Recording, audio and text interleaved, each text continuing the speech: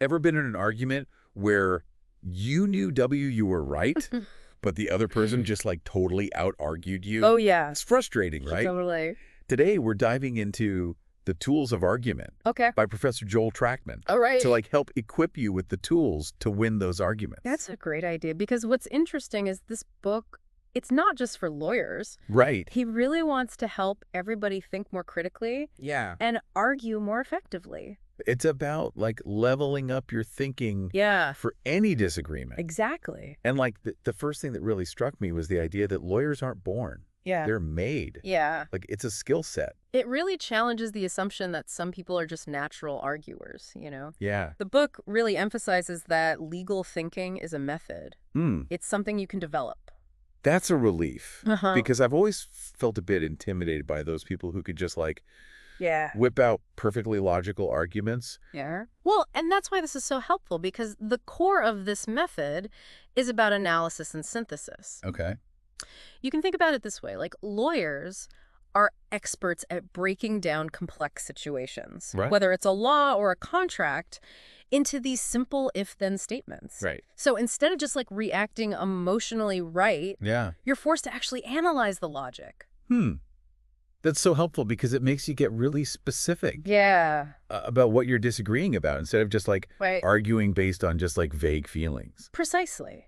And that's just the beginning because legal thinking goes beyond analyzing the facts. Okay. It's also about understanding and using what Trachtman calls procedure.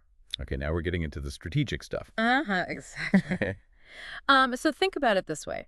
Even where you argue can significantly impact the outcome. Okay. So lawyers, they strategically choose the court or jurisdiction that's most likely to rule in their favor. Interesting. Trachtman calls this forum shopping. Forum shopping. Can you give me an example? Oh, yeah. A classic example is the Bhopal gas tragedy in India. Okay. There was a huge debate about whether the case should be heard in India or the U.S. Right. because the outcome would likely be very different depending on the legal system. Mm-hmm. So it's not just about being right. Right. It's about understanding the rules of the game. And using them to your advantage. Exactly. So what other procedural tools do lawyers use? Well, another crucial concept is standing. Standing.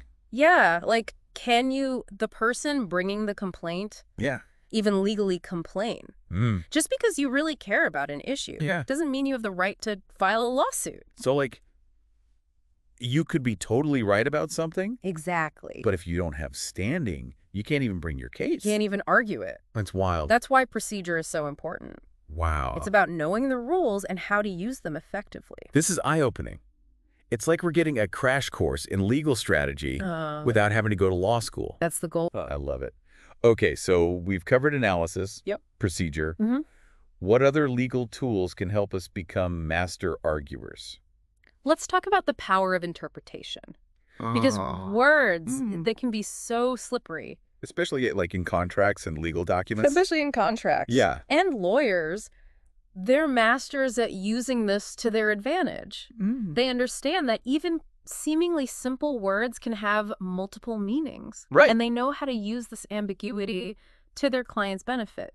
So you're saying we shouldn't just take words at face value? No, you have to be so careful. Right. Trachtman warns about the plain meaning trap. Okay. So the idea that we can just like look up a word in the dictionary and just be done with it. Right. Context is everything. Can you give me an example? Sure. Let's say you have a contract and it uses the word ton. Okay, ton. Sounds simple enough, right? Yeah. But is it a metric ton or a customary U.S. ton?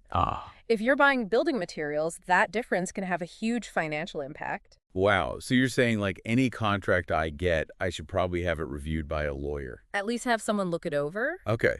who understands the nuances of the language. Before I sign anything. Yes, definitely. All right. This is great advice. Okay. So we've done analysis, Mhm. procedure interpretation. Yep. What other legal tools are there? Well, let's talk about the fascinating world of precedent. Yes. Using the past to win in the present. I'm ready. This is where things get really strategic. Okay. Precedent basically means that past cases, Okay. especially those decided by higher courts, can become binding rules for future decisions. This is the principle of stare decisis. Okay. It's about consistency and predictability in the legal system. So basically you're saying that lawyers can use past cases to like support their arguments in present cases. Precisely, but it's not always that simple. Yeah. Finding a case that fits perfectly is difficult. Right. And lawyers are very skilled at distinguishing their case from a bad precedent or finding ways to interpret precedent to their advantage. So they're basically building on the work that's already been done. Exactly. Using the past to shape the future of the law. Exactly. And this is where things get really interesting. Okay. Because lawyers can use precedent in ways that you might not expect. Like how? Give me an example. Okay, well, the Eighth Amendment's cruel and unusual punishment clause is a great example. Okay. This clause was originally used to justify the death penalty, Right. but now it's often used to argue against it. Wow. So you can see how much legal interpretation can evolve over time. So even seemingly settled law can be up for debate if you have the right arguments. Precisely. You have a lot of power to challenge the status quo. That's pretty empowering, actually. It is. Okay, so we've talked about precedent. Yes. Now what about the facts? The facts. Even when you have like a strong case, Right. the facts themselves can be a little tricky. Oh, absolutely. Yeah. Even seemingly obvious facts can have gaps. Oh, And skilled lawyers, they know how to exploit those. interesting. They understand that evidence can be unreliable, witnesses can be mistaken, Right. causation can be incredibly tricky to prove. So you can't just assume that like the truth will always prevail. Well, the truth is slippery, right? Right. It's about what you can prove Okay. and how you frame it. This is making me realize that I need to be more strategic about how I present information Yes. and how I anticipate other people trying to challenge my version of the facts. Exactly. It's all about being prepared. This is amazing stuff. Yeah. We're learning how to deconstruct arguments, spot weaknesses, Yeah. build stronger cases. Exactly. Okay, what's next on our legal thinking journey? Well, let's talk about rhetorical tricks. Okay. The art of using language to persuade, even when your logic is a little shaky. Ooh, this sounds dangerous, but also incredibly useful. It's all about self-defense. Okay. You have to recognize when someone is using language to manipulate your thinking. Spot the BS. Exactly. One very common trick is the non sequitur, Okay. where the conclusion doesn't logically follow from the premise. Oh, I've definitely seen this online. Oh, yeah. Where people jump to wild conclusions that had nothing to do with the evidence. All the time. And a really good example is the O.J. Simpson trial. Oh, yeah. And the defense's famous line, if it doesn't fit, you must acquit. Right. That was a non sequitur. It was a distraction tactic. It was. Totally shifted the focus away from the stronger evidence. Exactly. And it worked. Wow. Another common trick is the ad hominem attack. Okay. Where instead of addressing the argument itself, you attack the person making it. This is so common, like in politics Oh, yeah. and online debates. Yeah. It's way easier to just call someone names than to actually engage with their ideas. Exactly. And that's why it's so important to recognize these tricks. Helps you stay focused on the logic, Right. not get swayed by emotional appeal. This is giving me a whole new perspective on how arguments work, Good. how they can be manipulated. Yeah. I'm starting to feel like I can see through the smoke and mirrors. That's the goal. Amazing. Okay, so rhetorical tricks. What else? Let's move into the gray areas Okay. and explore what Trachtman calls substantive responsibility. Substantive responsibility. Yeah. Okay, let's get into it. So what are some of the things that make this area so tricky? Well, one of the most challenging concepts is the reasonable person standard. The reasonable person. Yeah, and this is used in everything from negligence cases to corporate due diligence. Okay. It sounds simple, but it's actually very subjective. Okay, so what might seem reasonable to one person could seem totally unreasonable to someone else. Exactly, and to make it even more complicated, this reasonable person is also expected to be reasonably informed, Okay. to have exercised due diligence. So it's not just about acting in good faith, it's about taking reasonable steps to gather information Yes. and make an informed decision. Precisely, for example, if you're signing a contract. Yeah. Are you expected to have read and understood every single clause? Right. What level of scrutiny is actually reasonable? Whoa. This is making me rethink my entire approach to contracts. I usually just skim the fine print and hope for the best. Oh, no. Okay. You need to be more diligent. Okay. Ask questions. Okay. Really understand what you're agreeing to. The power of legal thinking. Yes. Anticipate potential problems. Yeah. protect yourself. Exactly. Okay, so it's not just about winning arguments. Right. It's about making smarter decisions. Precisely. And sometimes, even when everyone acts reasonably, Yeah. unexpected stuff just happens. Right. That's where the concept of force majeure comes in. Force majeure, I've heard of this. Yeah. Like when a natural disaster disrupts a contract, Right. it's basically saying, hey, sometimes things are beyond anyone's control. Exactly. Think about the pandemic's impact on businesses. Oh, yeah. A lot of contracts had to be renegotiated because of these unforeseen circumstances. It's like an escape clause when things go completely sideways. Yeah. But I bet there's a lot of debate about what actually qualifies as force majeure. Oh, yeah. Pandemics, natural disasters, political upheavals. Yeah. All of those things can be argued. Okay. It often comes down to how the clause is worded in the contract. Right. And the specific circumstances of the case. So you can't just claim force majeure and expect to be off the hook. No, you have to demonstrate that you acted responsibly. Okay. And that the circumstances were truly beyond your control. This is making me see contracts and agreements in a whole new light. It's about understanding the nuances of responsibility and recognizing that things aren't always so black and white. This is fascinating stuff. Good. It's like we're getting a crash course in legal strategy. I told you that was the goal. Without having to go to law school. Haha, exactly. I love it. And we're just getting started, right? We're just getting started. We've got lots more to explore in Professor Trachtman's book. We do. I can't wait. Let's continue this deep dive. Let's do it. Yeah. Now let's take a peek inside the lawyer's mind and see how they approach arguments. Ooh, I love a good behind-the-scenes look. All right, so one thing that really sets lawyers apart is their deep-seated aversion to admitting fault. Okay, so they're always thinking about protecting their clients and themselves from liability. Yes. And this cautious approach, it really shapes how they communicate. How so? They're obsessed with precision and context, Well, always looking for loopholes and potential ambiguities. So it's not just about what you say, Right. but how you say it. Yes. And what you don't say. Exactly. A great example is the Supreme Court's decision Okay. on the Affordable Care Act. Right. They managed to call the individual mandate both a tax and not a tax, Right. depending on the legal context. That's some serious verbal maneuvering. It is. It's like they're playing a game of linguistic chess. Precisely. So it's not just about being right. No. It's about being persuasive Yes. and using language to your advantage. You got it. Another key insight into the lawyer's mindset Okay. is this unwavering belief that if it can't be proven, it doesn't exist. So they're all about evidence. Facts That matter. makes- Facts matter. Yeah, they're constantly looking for tangible proof.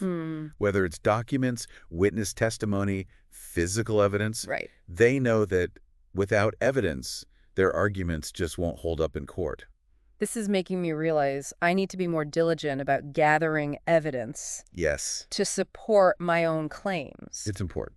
I can't just rely on my gut feeling Right. or what I think is true. Exactly. Yeah. Having solid evidence can be the difference between winning and losing an argument. Evidence is king. Okay, so evidence is important, but what about credibility? Credibility is paramount. Okay. A lawyer's reputation for honesty and integrity. That's their most valuable asset. Okay. Once that trust is broken, Yeah. it's really hard to regain it. It's like they're playing the long game. They are. Building a reputation for trustworthiness. That's going to benefit them throughout their whole career. Exactly. And this principle applies to everyone. Right. Not just lawyers. Yeah, in any field. Mm.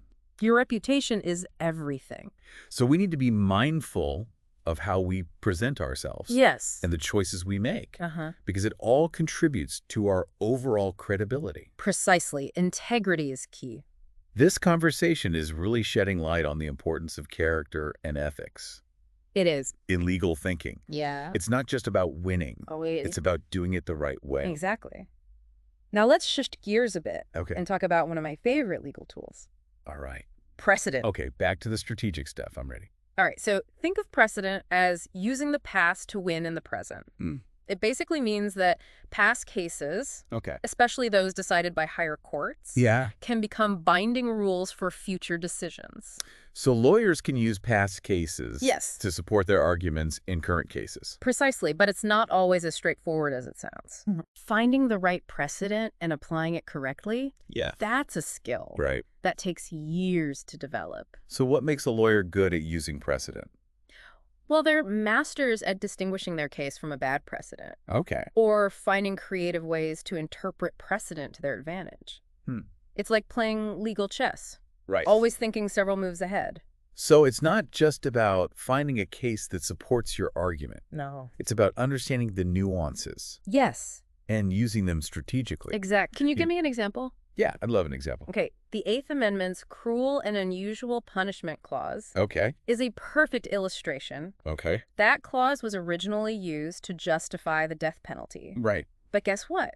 Now it's often used to argue against it. Oh, wow. Yeah, so that shows you how much legal interpretation can evolve over time. So even something as fundamental as the Constitution can be subject to different interpretations over time. Exactly. That's pretty mind-blowing. It shows how the law is constantly evolving and how our understanding of it changes over time. Right. And that's why understanding precedent is so powerful. Yeah. It allows you to tap into the history of legal thought. Okay. And use it to shape the future. This is making me realize that legal arguments aren't just about the present. Right. They're also about the past. Yes. And how it informs our understanding of the law. Precisely. Right. Now, let's talk about another crucial aspect of legal thinking. Okay. How to deal with facts. Okay, let's get down to the nitty-gritty.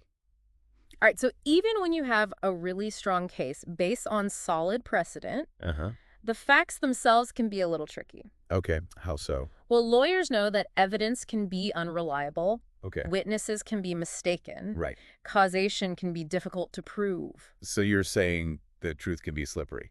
Well, it's not always black and white. That's why lawyers are so skilled at challenging facts and poking holes in the other side's story. Can you give me an example? Sure. So think about a witness to a crime. Okay. A lawyer might ask, how far away were they? Were they wearing their glasses? Could their vision be impaired in any way? Were they under the influence of anything? Could their memory be faulty? So it's like they're trying to unravel the whole story. They are. Looking for any inconsistencies or weaknesses that could cast doubt on the witness's testimony. Yes. And this is an important skill for everyone to develop. Okay. Not just lawyers. Right. You need to be able to think critically about the information that you encounter and not just accept things at face value.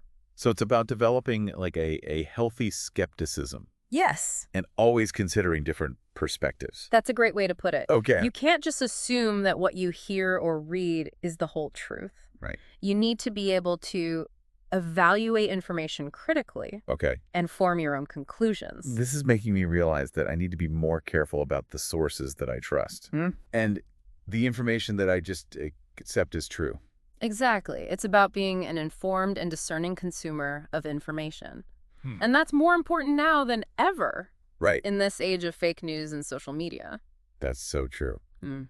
Okay, so we've talked about analyzing facts, understanding precedent. Yes. What else can we learn from lawyers? Let's move on to another really fascinating aspect of legal thinking. Okay. Rhetorical tricks. Oh, okay. Back to the sneaky stuff. I'm ready to learn how to spot the BS. All right, so think of this as self-defense training for your mind. Okay. It's about understanding how people use language to persuade, even when their logic might be a little flawed. So it's about seeing through the smoke and mirrors. Exactly.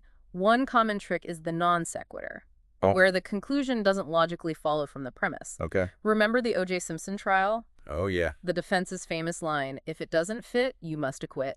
Right. Classic non sequitur. It was. Even if the glove didn't fit, there could have been other evidence. Exactly. It was a brilliant distraction tactic. It was. Another very common trick is the ad hominem attack, where instead of addressing the argument itself, you attack the person making it. This is so common. Like in politics and online debates, it's way easier to just call someone names than to actually engage with their ideas. Exactly, and that's why it's so important to be aware of these tricks. Right. It helps you stay focused on the actual substance of the argument and not get sidetracked by irrelevant details or personal attacks. It's like it's giving me a superpower. I can see through people's BS now. That's the power of understanding these techniques. But remember, they can be used for good or evil. Right. You can use them to expose faulty logic. Okay. Or you can use them to manipulate people. So it all comes down to ethics. You got it. Legal thinking is a powerful tool. But like any tool, it can be used for constructive or destructive purposes. So we have a responsibility to use these skills wisely. Absolutely. That's the mark of a true master arguer. Someone who not only understands the techniques, but also uses them with integrity and a commitment to fairness. This has been an incredibly insightful exploration of legal thinking. We've covered so much ground. We have. From analyzing facts to understanding precedent to spotting rhetorical tricks. Yeah. My brain is like overflowing with new knowledge. I'm glad to hear that, but we're not done yet. Oh, there's more. There's one more important concept we need to explore. Okay, hit me with it. Substantive responsibility. Substantive responsibility. Right. Okay, let's dive into that. What makes substantive responsibility so tricky? Well, one of the biggest challenges is that it often involves gray areas where the rules aren't so clear-cut. So it's not just about, like, right and wrong. Right. There's a lot more nuance to it. Okay. Take the reasonable person's standard, for example. Okay. This standard is used in a wide range of legal contexts. Yeah. From negligence cases to corporate due diligence, but it's inherently subjective. Yeah. One person considers reasonable. Yeah. Another might see as completely unreasonable. So how do you determine what's reasonable in a given situation? That's the million-dollar question. Right. It often comes down to factors like social norms, industry standards, and the specific circumstances of the case. And lawyers are experts at arguing about what constitutes reasonable behavior. So even though it's a legal standard, yes, there's still a lot of room for interpretation. Exactly, and that's what makes it so challenging. Right. But here's the thing. This concept of reasonableness, it applies to all of us, not just lawyers. Right. We're constantly making judgments about what's reasonable in our daily lives. Yeah. Whether it's driving a car, making decisions at work, interacting with others. This is making me realize that I need to be more mindful of my own actions and how they might be perceived by others. It's about taking responsibility for your choices. Striving to act in a way that's fair and considerate. So it's not just about avoiding legal trouble. Right. It's about being a decent human being. You got it.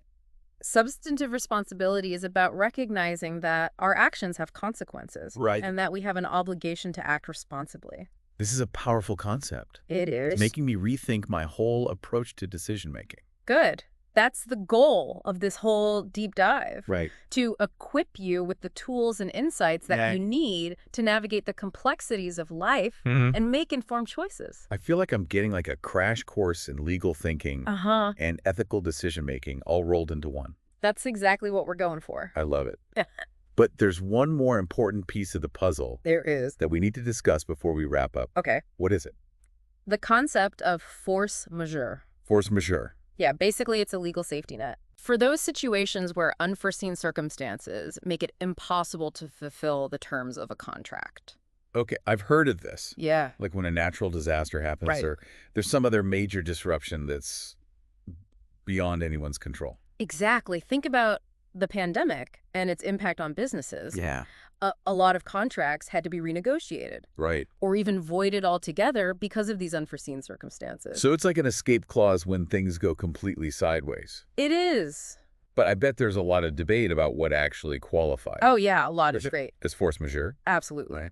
Lawyers can argue about whether a particular event was truly unforeseeable or whether the party could have taken steps to mitigate the risk. So you can't just claim force majeure and expect to get off scot-free. Exactly. You need to be able to demonstrate that you acted responsibly and that the circumstances were truly beyond your control. Right. And that's where legal thinking comes in. It's about anticipating potential problems. Crafting really strong arguments. And building a case that can withstand scrutiny. This is making me realize that contracts are a lot more complex than I thought. They are. There's so many nuances and potential pitfalls. It's a minefield out there. Right. It's important to have at least a basic understanding of these legal principles. Even if you're not a lawyer. It can help you make more informed decisions, protect your interests, and avoid costly mistakes. This whole conversation has been incredibly eye-opening. Good. I'm glad. It's like I'm seeing the world through a new lens now. That's the power of legal thinking. It helps you understand the rules of the game. Right. And how to play them effectively. I'm feeling empowered and ready to tackle any challenge that comes my way. That's great to hear. But, you know, With great power comes great responsibility. Absolutely. We can't forget about the ethical side of things. All right, how do we make sure we're using these tools responsibly? That's the million-dollar question. It's one that lawyers grapple with all the time. The same skills that can be used to advocate for justice can also be used to manipulate the system or take advantage of others. So it's like a double-edged sword. Exactly. And that's why it's so important to have a strong ethical compass to guide your actions. How do we develop that? What are like some principles we should keep in mind? Well, for starters, it's important to remember that the law isn't always black and white. Right. There are often gray areas where the right course of action isn't immediately clear. So we need to be able to think critically? Yes. Weigh the different factors involved. And be willing to ask tough questions and challenge our own assumptions. This is making me realize that ethical decision-making isn't always easy. It's not. It requires careful consideration and a willingness to grapple with those difficult choices. Exactly. There's no simple formula for ethical decision-making. Right.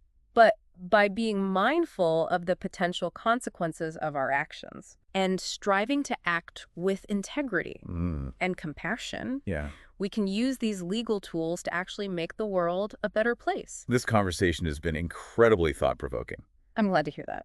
It's given me a whole new perspective on the law. Good. And the power of legal thinking. And our journey isn't over yet. Oh, there's more. We still have more to explore in Professor Trachtman's book. I can't wait to see what other insights he has to offer. I'm ready to hear what other insights you've uncovered. Well, Professor Trachtman talks about how lawyers use their knowledge of precedent in like really creative ways. It's like they're building on the work that's already been done, using the past to shape the future of the law. That's a great observation. It allows lawyers to tap into the history of legal thought and apply it to current cases. Yeah, but it's not always easy, right? I mean, finding the right precedent and like using it correctly seems like it would take a lot of skill. You're absolutely right. It's not just about finding a case that supports your argument. Lawyers have to be able to distinguish their case from others and sometimes even find ways to reinterpret precedent to their advantage. So it's like they're constantly looking for ways to connect the dots between past cases and current situations. Exactly. And that's what makes it so challenging and so fascinating. Sometimes lawyers can use precedent in ways that you wouldn't expect. Can you give me an example of that? Think about the Eighth Amendment's cruel and unusual punishment clause. This clause was originally used to justify the death penalty, but over time it's been reinterpreted and is now often used to argue against it. Wow. So even something as fundamental as the Constitution can be subject to different interpretations over time. That's pretty mind-blowing. It is. It shows how the law is constantly evolving and how our understanding of it changes over time. And that's why it's so important to understand precedent. It allows you to participate in that evolution and to advocate for the changes you want to see in the world. This is making me realize that legal arguments are about so much more than just the present. They're also about the past and how it shapes our understanding of the law. Precisely. Now let's talk about how lawyers handle facts. Okay, let's get into the nitty-gritty. How do they deal with situations where the facts are unclear or disputed? Well, even when you have a strong legal argument based on solid precedent, the facts themselves can be tricky. Lawyers know that evidence can be unreliable, witnesses can be mistaken, and causation can be difficult to prove. So it's not always a simple matter of right and wrong. There's often a lot of gray area. You got it. And that's why lawyers are so skilled at challenging facts and poking holes in the other side's story. Can you give me an example? Imagine a witness to a crime. A lawyer might ask, how far away were they? Were they wearing their glasses? Could their vision be impaired? Were they under the influence of anything? Could their memory be faulty? It's like they're trying to unravel the entire story, looking for any inconsistencies or weaknesses that could cast doubt on the witness's testimony. Exactly. They're looking for any doubt they can raise about the reliability of the evidence. And this is an important skill for everyone to develop, not just lawyers. You need to be able to think critically about the information you encounter and not just accept things at face value. So it's about developing a healthy skepticism and always considering different perspectives. That's a great way to put it. You can't just assume that what you hear or read is the whole truth. You need to be able to evaluate information critically and form your own conclusions. This is making me realize that I need to be more careful about the sources I trust and the information I accept is true. It's about being an informed and discerning consumer of information. And that's more important now than ever in the age of fake news and social media. This has been an incredibly insightful exploration of the tools of argument. I feel like I've learned so much about how to think critically, construct persuasive arguments, and spot faulty reasoning. I'm so glad to hear that. And remember, these tools aren't just for lawyers. They're valuable for anyone who wants to be a more effective communicator and advocate for their ideas. This deep dive has been a masterclass in legal thinking, and I'm excited to start applying these techniques in my own life. Thanks for sharing your insights with me. It's been my pleasure. And remember, the most important tool of all is your own critical thinking. Always be questioning, always be learning, and always be striving to use your knowledge for good. Well said. That's a great note to end on. Until next time, keep those brains buzzing and those arguments sharp.